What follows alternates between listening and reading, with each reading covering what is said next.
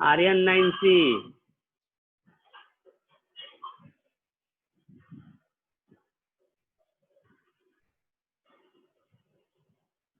ये दो लोग हैं, एक निशांत है, अभी तक सेक्शन नहीं डाला, उसको कोई खबर किया कि नहीं किया, और एक एलएस करके कुछ आ रहा है। तो पिछले सप्ताह में कहाँ तक पढ़ाई हुई थी, किसी को याद है? वानी 9D वीडियो ऑन करो, साइमा 9I वीडियो ऑन करो, प्रत्युष कृष्ण। सर क्रिस्टलाइजेशन तक हो गया था। क्रिस्टलाइजेशन के आगे नहीं हुआ था?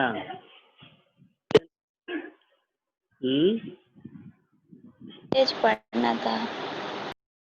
आगे लग रहा है तुम नेक्स्ट डे नहीं थी। कौन बोला अभी? सर अनन्या। अनन्या।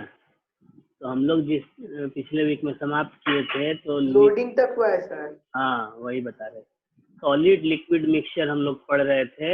ऐसे सॉलिड जो लिक्विड में डिजोल्व नहीं होंगे, जो डिजोल्व होंगे उसके लिए तो इवेपोरेशन और क्रिस्टलाइजेशन पहले ही पढ़ लिए थे हम लोग, और जो डिजोल्व नहीं होंगे उसके लिए पढ़ना था हम लोगों को। तो उसमें हम लोग 3 प्रोसेस पढ़े थे, sedimentation, decantation and then loading. आज हम लोग पढ़ेंगे लिक्विड लिक्विड मिक्सचर का। पहले हम लोग सॉलिड सॉलिड मिक्सचर पढ़े, सारा मेथड पढ़ लिए। फिर सॉलिड लिक्विड मिक्सचर पढ़े, उसमें भी 2 टाइप हो गया। अगर वो सॉलिड डिजोल्व होगा तब कौन कौन से मेथड अप्लाई करेंगे, अगर डिजोल्व नहीं होगा तब कौन कौन सा मेथड अप्लाई करेंगे। और आज हम लोग पढ़ेंगे लिक्विड लिक्विड मिक्सचर। तो लिक्विड लिक्विड मिक्सचर में भी आपको 2 कंडीशन होते हैं। स्क्रीन शेयरिंग स्टार्ट हो गया, आ गया नहीं स्क्रीन पे स्लाइड?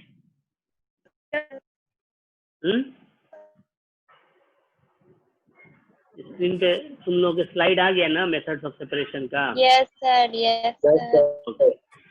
तो आज हम लोग को पढ़ना है लिक्विड लिक्विड मिक्सचर। उसमें भी 2 केस हो सकते हैं। पहला केस कि जो 2 लिक्विड या 2 से अधिक लिक्विड का मिक्सचर है, तो लिक्विड आपस में इमिक्सबल हो। इमिक्सबल मतलब आपस में मिक्स नहीं हो। जैसे पानी में तेल डालेंगे तो मिक्स नहीं होगा, तो ये इमिक्सबल लिक्विड्स कहलाएंगे। लेकिन अगर पानी में मिल्क डालेंगे तो आराम से मिक्स हो जाएगा, अलग से मिक्स करने की जरूरत भी नहीं पड़ेगी। तो दीज आर मिक्सबल लिक्विड्स। जो लिक्विड आपस में अपने आप डिफ्यूज हो जाएंगे, मिक्स हो जाएंगे, वो मिक्सबल लिक्विड्स कहलाते हैं। और जो लिक्विड आपस में मिक्स नहीं होंगे वो इमिक्सबल लिक्विड्स कहलाएंगे। तो पहले हम लोग इमिक्सबल लिक्विड्स का पढ़ेंगे और उसके बाद मिक्सबल लिक्विड। तो इमिक्सबल लिक्विड को सेपरेट करने के लिए जो मेथड है वो है सेपरेटिंग फ्यूनेल। सिंपल सा मेथड है, लेकिन इसका डायग्राम एग्जाम में आता है बनाने को। तो पहले तो डायग्राम देख लो, उसमें समझ में आ जाएगा। ये एक सेपरेटिंग फ्यूनेल कहलाता है। ये जो डिवाइस दिख रहा है ना, इसी को बोलते हैं सेपरेटिंग फ्यूनेल। फ्यूनेल क्या होता है जी? फ्यूनेल अपने घर में कभी फ्यूनेल देखे हो लोग? हाँ नहीं? Yes sir. हाँ, क्या घर पे फ्यूनेल किस चीज में यूज करते हैं?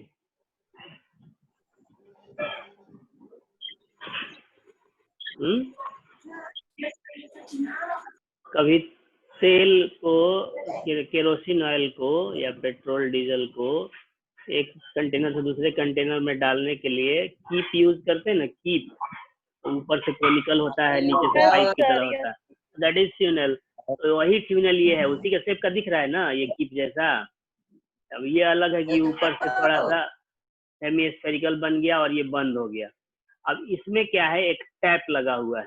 टैप जैसे आप पानी भरने के लिए टैप है ना, तो उसको जब खोलते हैं तो पानी गिरेगा, बंद कर देंगे तो पानी नहीं गिरेगा। तो उसी तरह का इसमें भी एक टैप लगा हुआ है।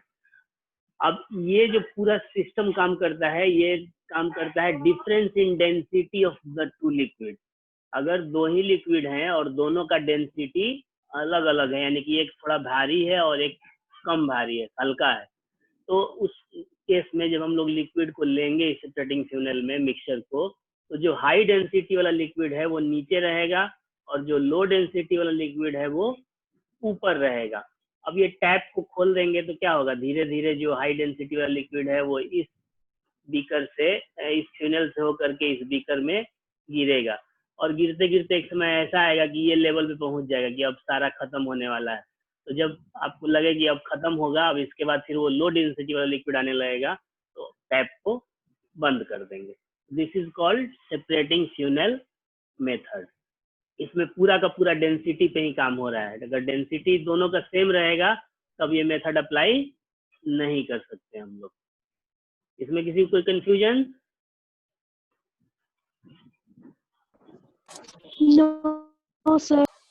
ओके, तो ये इसमें याद रखोगे कि डायग्राम हमेशा बनाने को आता है और साथ ही ये जो प्रोसेस लिखा है वही जो हम बताएं वही सब चीज लिखना है कि टू लिक्विड जिसका डेंसिटी अलग अलग होगा उसको लेते हैं, उसमें हायर डेंसिटी वाला लिक्विड नीचे रहेगा, लोअर डेंसिटी वाला लिक्विड ऊपर रहेगा। तो ऑब्वियस है कि जो भारी होगा वो नीचे होगा, जो हल्का होगा वो, तो मान लो कि वाटर और हनी का मिक्सचर है तो हनी ऊपर रहेगा कि नीचे रहेगा?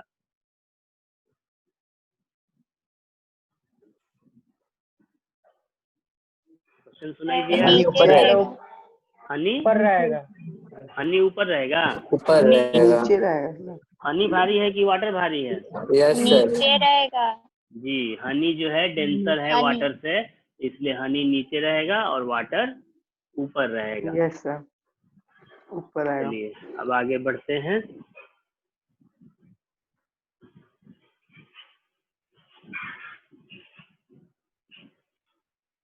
क्या हो गया?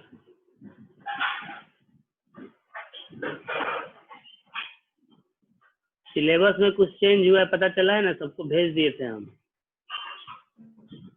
Yes sir. मिला है? देखे वो लोग क्या क्या इसमें चेंज हुए हैं? ये बंद हो गया, फिर कुछ करना पड़ेगा। फर्स्ट लेसन में कुछ चेंज नहीं हुआ, एक थोड़ा सा इवेपोरेशन और कंडेंसेशन को हटाया गया है। और सेकेंड लेसन में आपको जो मेथड्स ऑफ सेपरेशन है थोड़ा बहुत उसमें छेड़छाड़ किया गया है, मतलब बहुत ज्यादा अंतर केमिस्ट्री में नहीं है। एक बार दिखा देंगे हम। पावर पॉइंट कुछ प्रॉब्लम कर रहा है।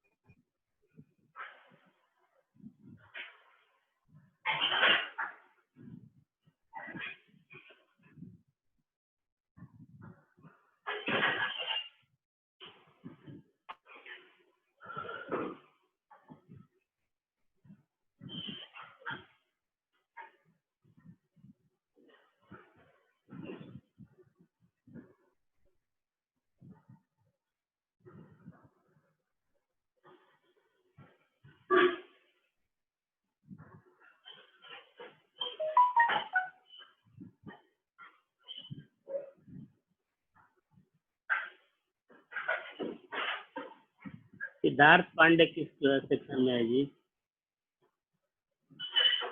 एनीवन? सिद्धार्थ पांडे, कोई जानता है सिद्धार्थ पांडे को?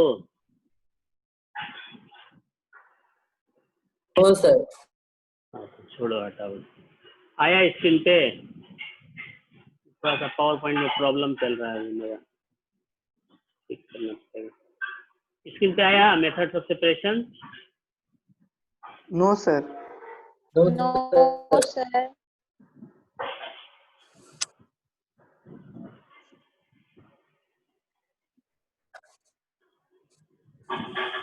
आ गया सर।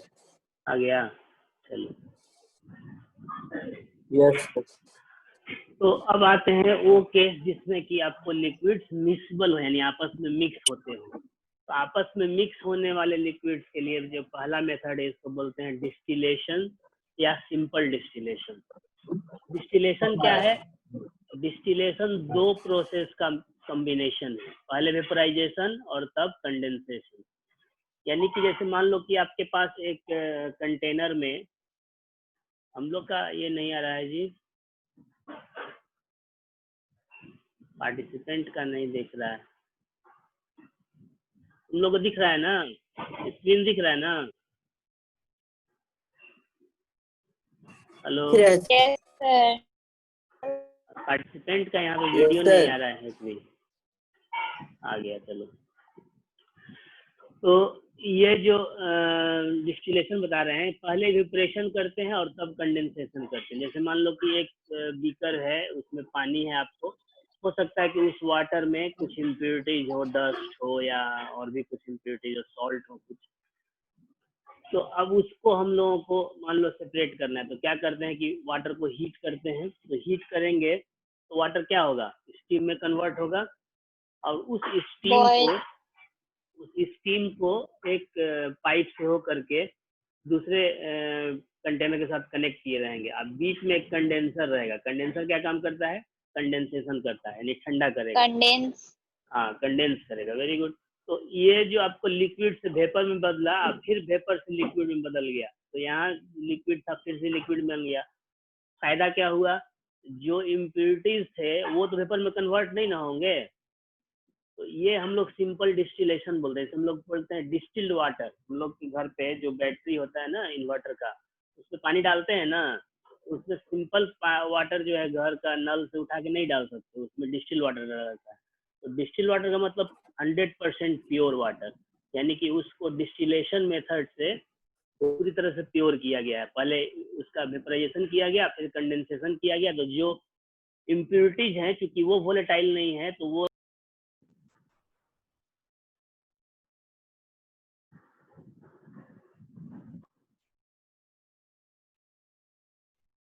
कनेक्ट हो गया जी? आवाज आ रही है? हेलो। यस। अच्छा, आई में कोई सिद्धार्थ पांडे है? हाँ, 9I के बच्चे हैं ना? 9I में बच्चे सिद्धार्थ पांडे है?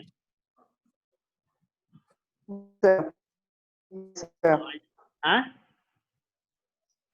जोर से बोलो, लोग समझ में। यस सर है ना? वो सेक्शन नहीं डाला, तुम लोग से पूछे तो बोला कि नहीं है।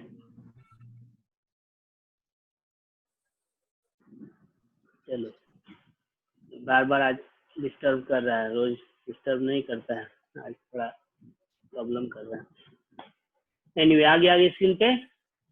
तो डिस्टिलेशन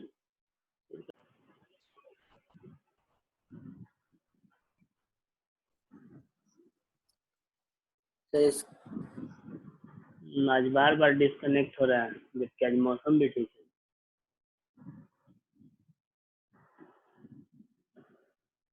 चलो, आया स्क्रीन पे आ गया तुम लोगों के? हेलो, स्क्रीन पे आ गया ना? ओके। तो हम लोग बात कर डिस्टिलेशन में। नहीं है नहीं आ रहा है आज, फिर डिस्कनेक्ट हो गया।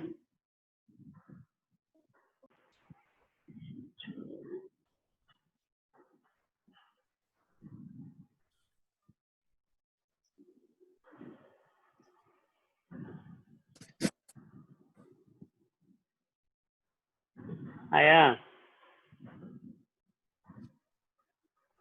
आ गया जी?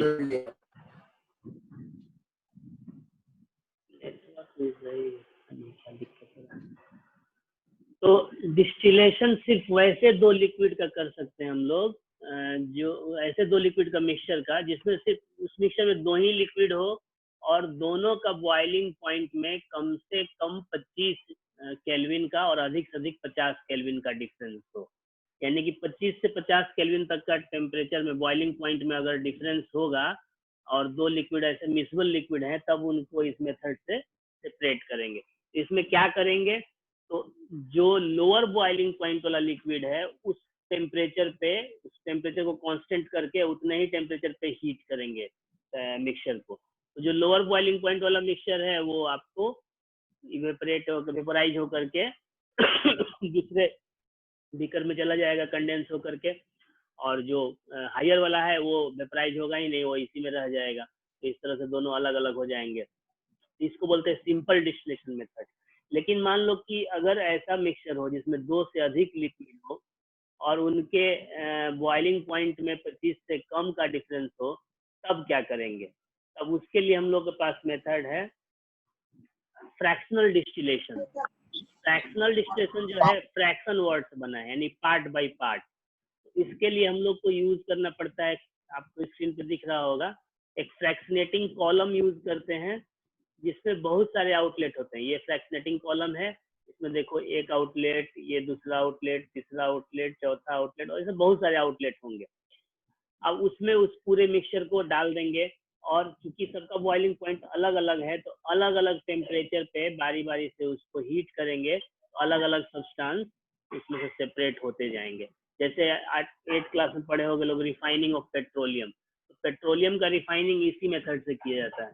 उसमें पूरा जो क्रूड ऑयल है उसको इस कंटेनर में फ्रैक्शनेटिंग कॉलम में ले लिया जाता है, और अलग अलग टेम्परेचर पे हीट करने से ये जो अलग अलग प्रोडक्ट दिख रहे हैं स्क्रीन पे ऐसे बनेंगे। और उसका एक तरीका ये भी है फ्रैक्शनेट, ये लेबोरेटरी मेथड है, स्मॉल स्केल मेथड हो गया, और ये manufacturing level, industrial level method हो गया। स्मॉल लेवल मेथड पे फ्रैक्शनेटिंग कॉलम छोटा सा रहेगा, कंडेंसर अलग से लगा रहेगा, और वो लिक्विड अलग अलग होते जाएंगे।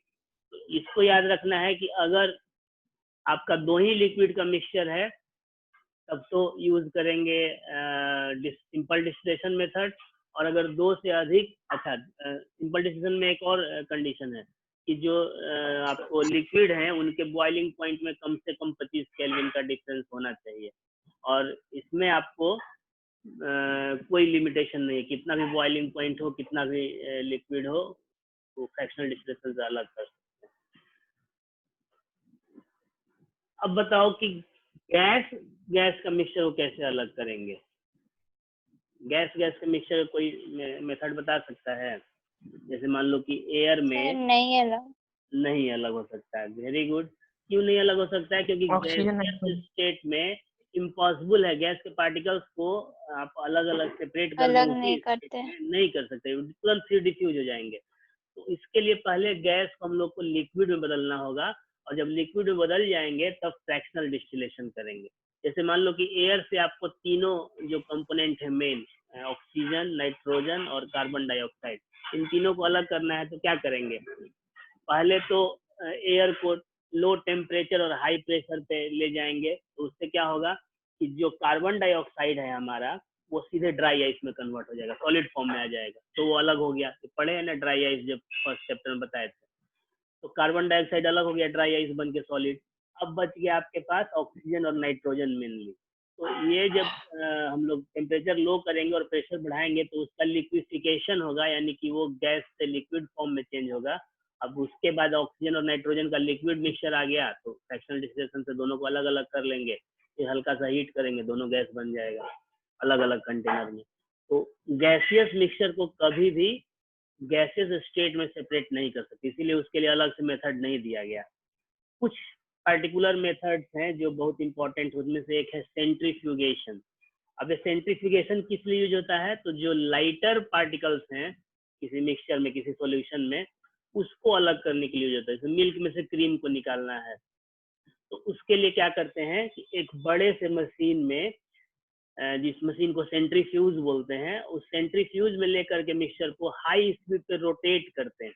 तो जो रोटेटर होगा उसको बोलते हैं चर्नर, CHURNER, चर्नर। तो वो चर्नर जो है उस पूरे मिक्सचर को घुमाएगा, हाई स्पीड पे रोटेट करेगा। तो उससे क्या होगा कि जो इम्प्योरिटीज है, लाइटर इम्प्योरिटीज, वो आपको बीच में सेंटर पे इकट्ठा हो जाएगा और उसको छान के निकाल लिया जाएगा।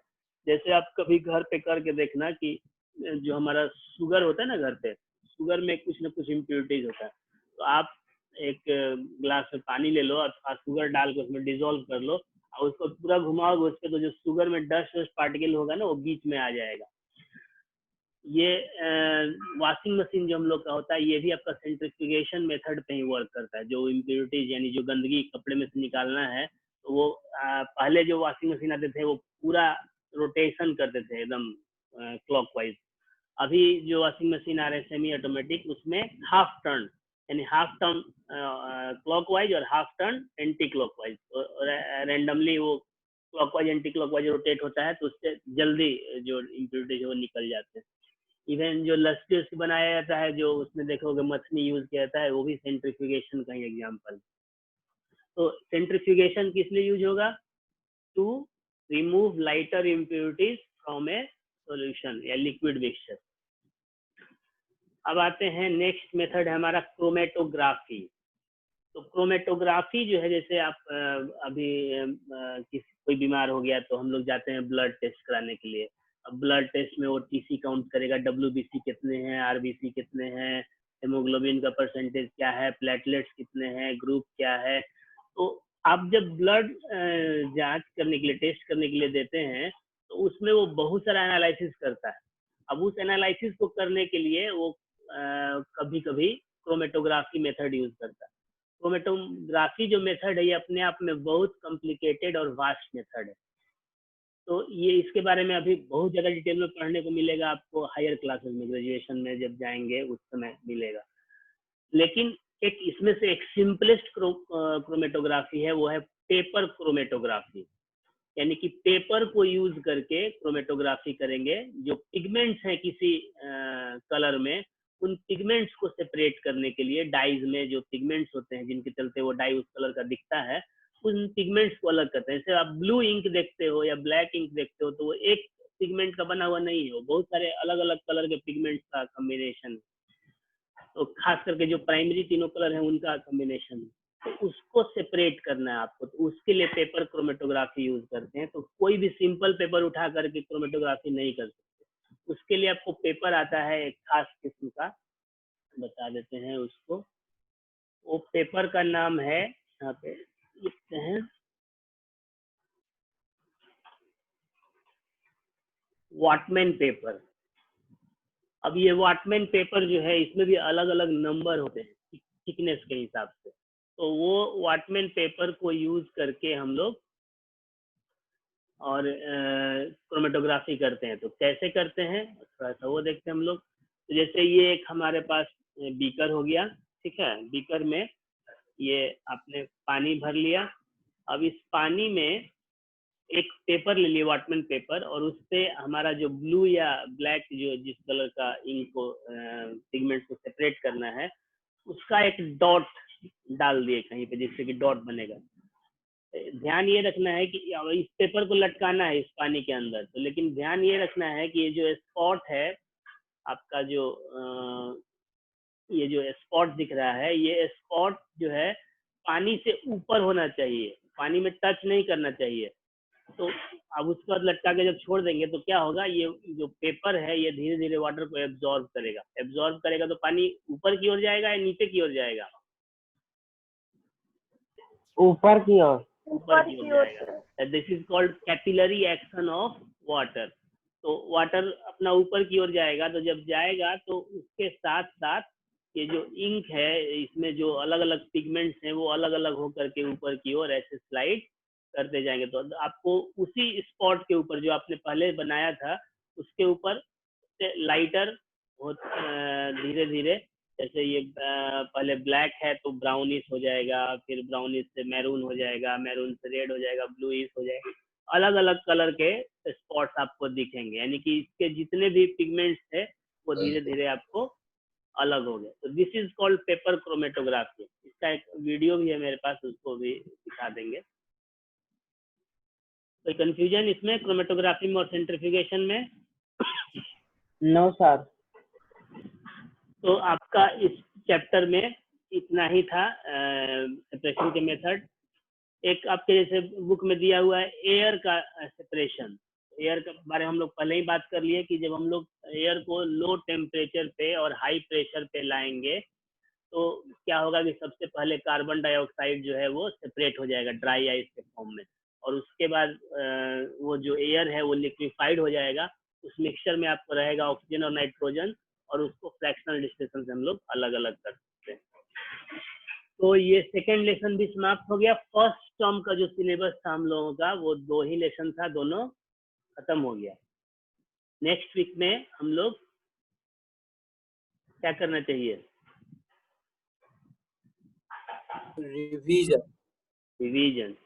हाँ, पहले फर्स्ट चैप्टर का कल हम लोग क्वेश्चन आंसर डिस्कस कर लेंगे इस चैप्टर का और एनसीईआरटी बुक का, और उसके बाद आपको नेक्स्ट वीक में जो फर्स्ट डे यानी कि मंडे होगा उस दिन आपका ऑनलाइन क्विज होगा।